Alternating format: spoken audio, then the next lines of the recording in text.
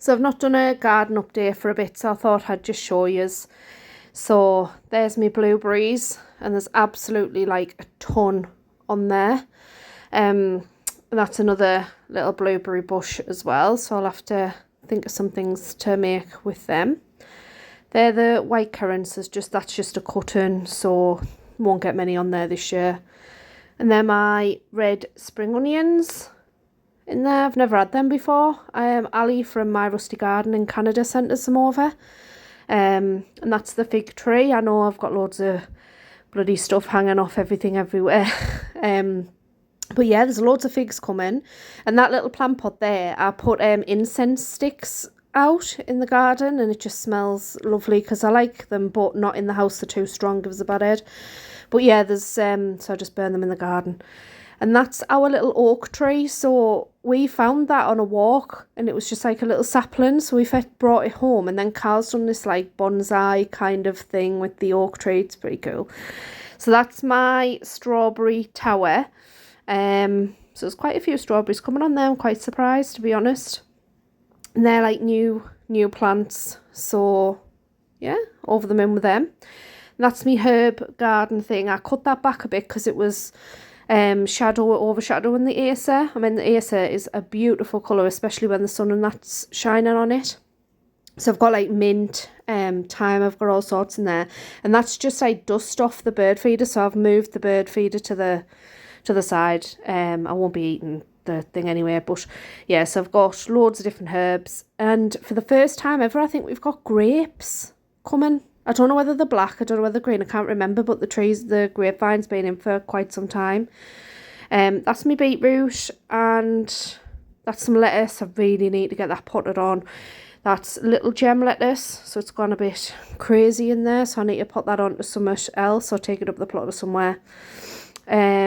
And I've just got some bits of flowers in there, marigolds and stuff that again I need to take out. And this is like my tomato jungle, so considering I was late in setting all the tomatoes off, that one looks a bit yellowy, doesn't it? But yeah, so there's loads, and I mean loads of tomatoes on there. So yeah, I mean I've never had them where you fry them off green before, but I think I'd like to try that, to be honest. But yeah, anyway, so got lots and lots of tomatoes. So they are me Teddy sunflowers, which I know one of our customers wants some of them. So Carl said, have I got any spare? I was like, yeah, so she can have some of them. And again, all of them flowers on there are going to be tomatoes, essentially. So going to have a really, really good year for tomatoes, I think. And then over this sort of back section, I've got some, I think they're Tigerella. Them ones, so they have like a stripe on them when they ripen. And then along the back, I'm absolutely I was looking for a tag there, but in usual fashion, we just don't have a tag in. So I'm not that good with grown cucumbers, to be honest, but there's quite a few on this one. And then the other sort of ones, I think there's one on that one. And then the other ones just tailor off, and there's nothing on them, but I'll just persevere and see if anything comes of them. But I'm not really that good at growing cucumbers. And they're just some tomato plants that's left. There's a Tigerella there. We should have potted it into a bigger pot, but it's not. Yeah.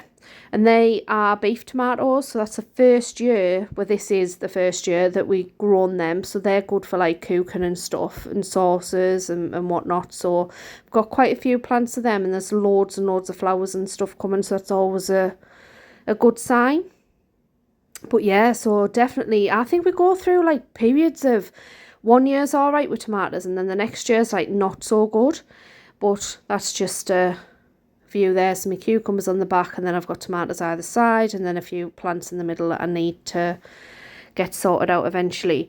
So if you have one of these bungee cords fitted onto your greenhouse like that, especially when the wind gets up, because it will stop, because what happens is your door opens and then your glass and all that blows out or whatever, so that stops it.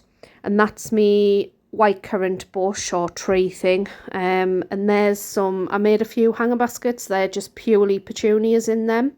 So again, I've filled loads of pots and stuff because I grew loads of the petunias.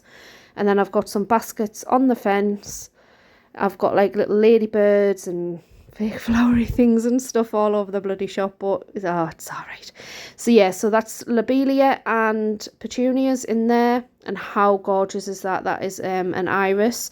That's the first year that that's flowered and came out. And then the rest of the garden's just looking really, really colourful. I've got some white lavender, which smells absolutely amazing when you cut it. I'm not sure what these orange things are, but they're really pretty. Lots and lots of lupins and foxgloves, and that's a herb again. Sage, I think. I don't know. Thyme, one of the two. Have you seen the state of that? I don't know what's happened with that. It's an odd one, isn't it? But yeah, so I've got loads of different colour and stuff like that going on in the front garden, and it's starting to look really pretty now that all the flowers and stuff's coming out. So yeah, again, just like lupins, just stuff that comes back every year. It doesn't really need a lot of maintaining, to be honest, just weeding and just keeping on top of trimming and stuff. And that's about it. So catch you on the next one.